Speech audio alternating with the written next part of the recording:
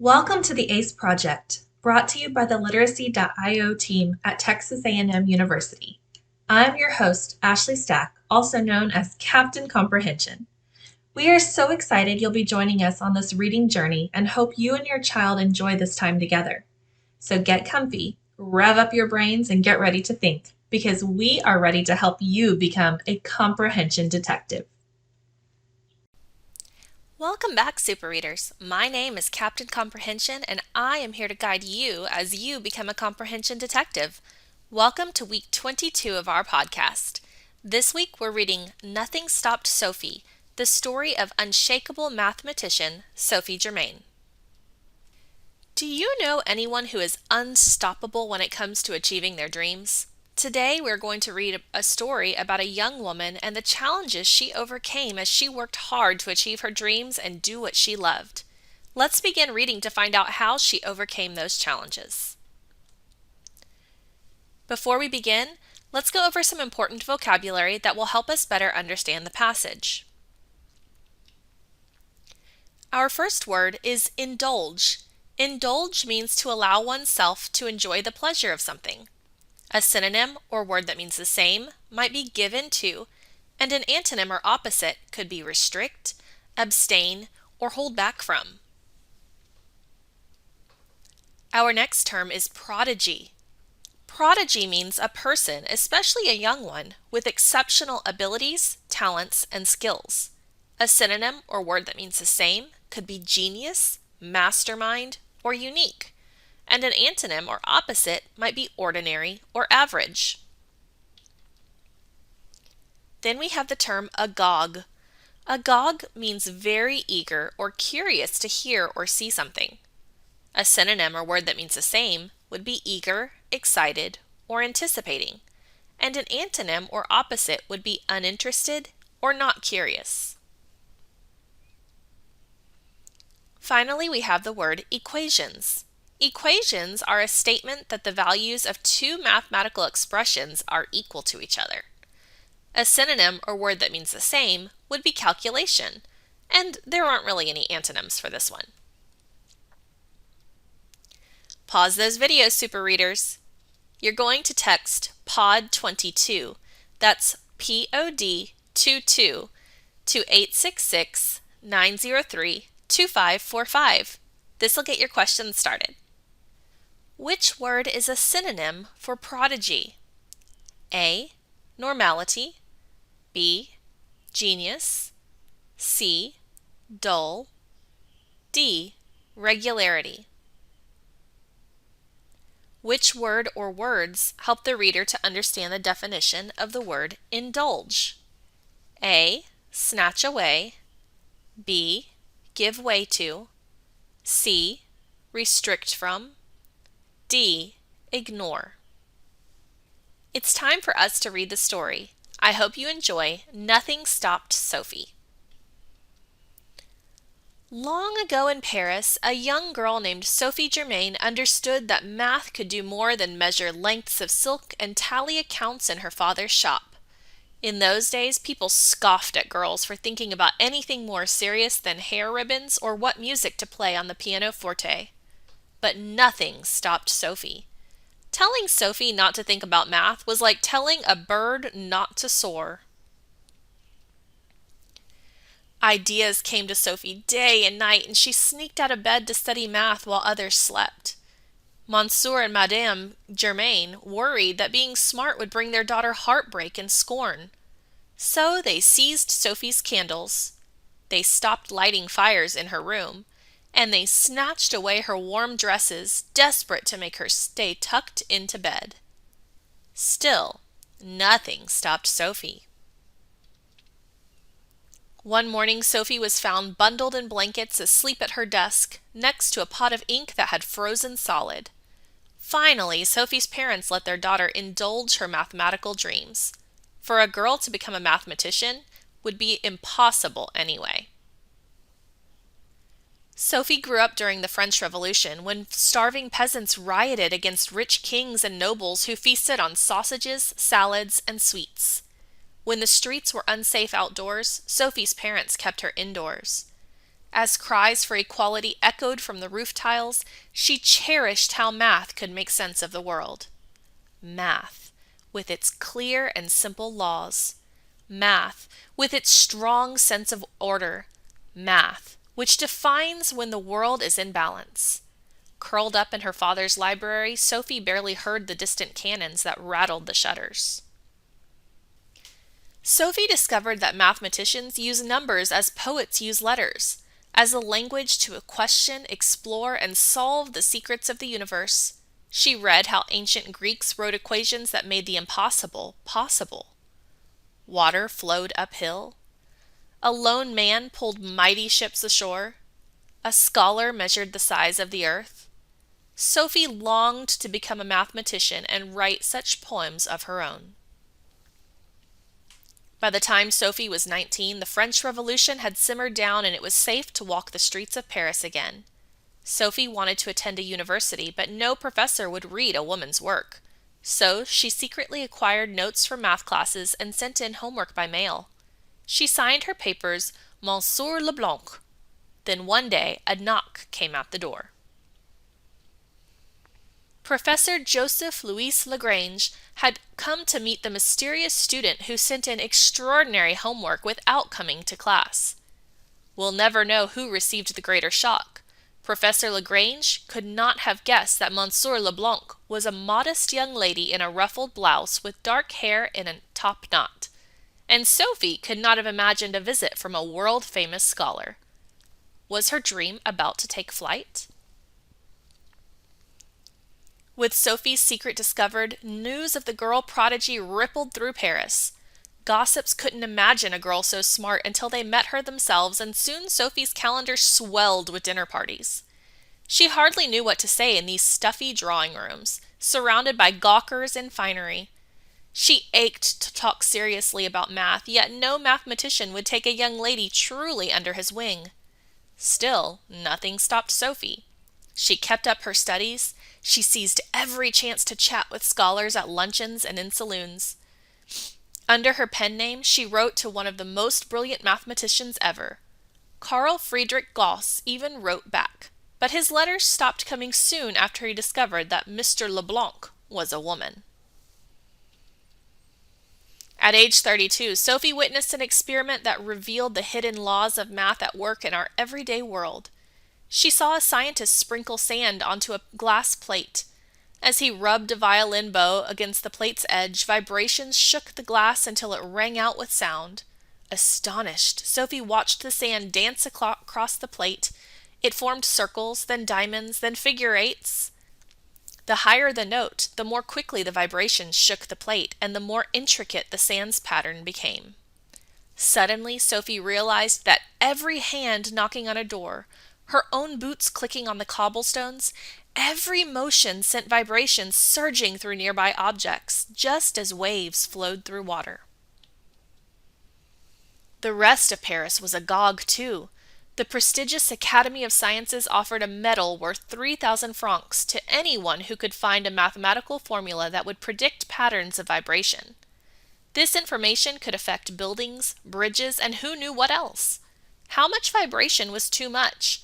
At what point would an object break? Academy scholars called the problem impossible. Their heads spun just thinking about the many ways vibration might move an object.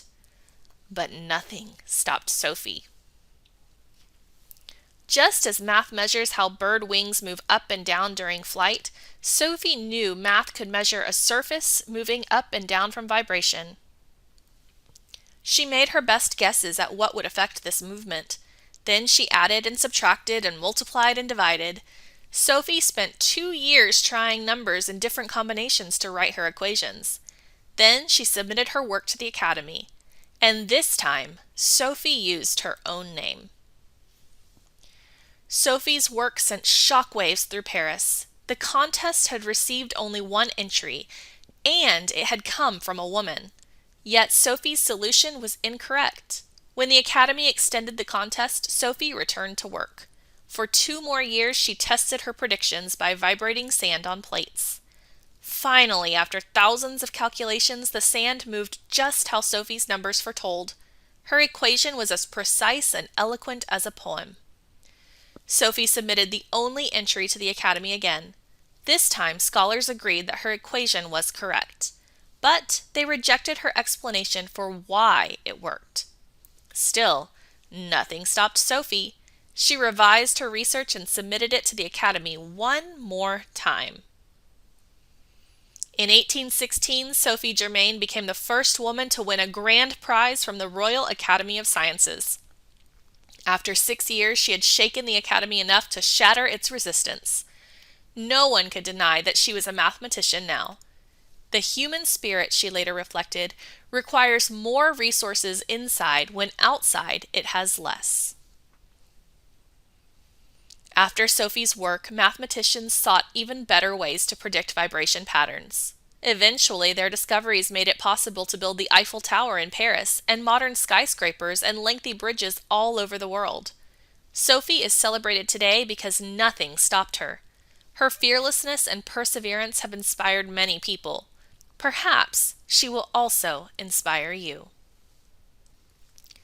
That was such a great book, Super Readers. I sure am inspired by Sophie Germain. So, what was the text structure of our story? Well, Sophie had to sneak to do her work. She longed to be accepted by others, but she struggled and was scoffed at. Yet she persevered and finally realized her dream. Was there a problem? Was it solved? Was there anything being compared? I don't think so. Use your text structure bookmark to figure out the text structure for this selection. When you're ready, pause your video to answer the question. What is the text structure of the passage? A. Comparison. B. Cause and effect. C. Problem and solution. D. Cause, problem, and solution. Welcome back. It's time for us to write our main idea for Nothing Stopped Sophie. So, the text structure was cause, problem, and solution. So let's use these sentence stems. The cause is, the problem is, the solution is. Discuss these ideas with your adult partner and then text in your main idea using the sentence stems. The cause is, the problem is, the solution is. Hey there, detectives. Here's what I wrote for my main idea. The cause was young Sophie Germain was a girl who loved math and desired to be a mathematician. The problem was that women were not recognized as mathematicians during her time, so no one would take her seriously. The solution was that Sophie never gave up and became a mathematician and inspiration to others. How did your main idea compare to mine? It's time for us to answer a multiple choice main idea question. Remember, we'll see questions like this whenever we take our tests. What is the best main idea of the selection? A. Sophie Germain loved math and wanted to become a mathematician. As she began her work, no one took her seriously. However, she never gave up. She eventually overcame the idea that women were not recognized in the math field to become a famous mathematician and inspiration to others. B. Sophie Germain loved math. Instead of playing with other girls her age, she spent time measuring and counting. Instead of sleeping, she would study math. C. Young Sophie secretly sent in homework for a math class at a university. The professor of the class knocked on her door and saw that she was a woman. D. Sophie Germain inspired many people, including those who built the Eiffel Tower in Paris and modern-day skyscrapers and bridges around the world. Think through each of these answer choices and look for the one that contains the cause, the problem, and the solution. Pause your video and send in your answer now. Great work, detectives! Now let's extend our main idea to write a summary for this passage. We first think back to our main idea. We wrote the cause was young Sophie Germain was a girl who loved math and desired to become a mathematician. The problem was that women were not recognized as mathematicians during her time, so no one would take her seriously. The solution was that Sophie never gave up and became a mathematician and inspiration to others. Think of some details you can add to your cause, your problem, and your solution to help extend this to a summary. After you've discussed it with your adult partner, press play to see what I wrote. Hey detectives, here's my summary. The cause was young Sophie Germain was a girl who loved math and desired to be a mathematician. She studied instead of sleeping and playing.